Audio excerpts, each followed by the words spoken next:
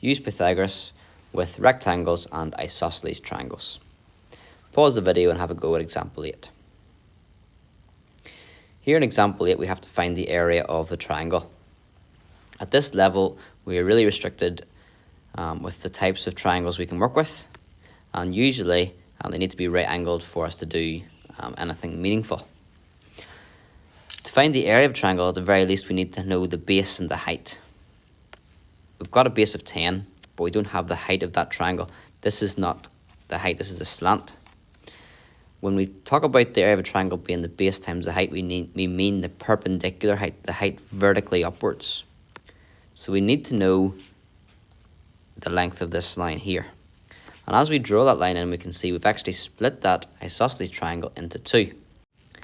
So I'm going to draw out that right angled triangle on its own here to make it easier to see. The slant is still 14. Now we don't know everything about it, but we know the whole way across the isosceles triangle is 10. So if we only want half that, we know the bottom, or I should say the base of this triangle I'm drawing out is 5. And it's the height that we want to work out. Now it can be confusing if we use h for height and then h for hypotenuse, so just going to keep it as x, and then we can work out from there. So Pythagoras' theorem says the hypotenuse squared is equal to the short side squared plus the other short side squared. The hypotenuse is the longest side opposite the right angle, which is 14.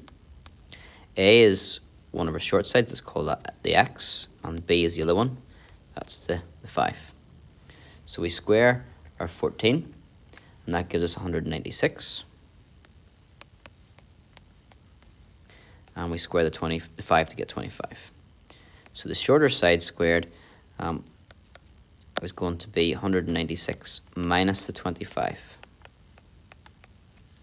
So that tells us that x squared is 171, or x is the square root of 171, and that's going to be an awkward decimal.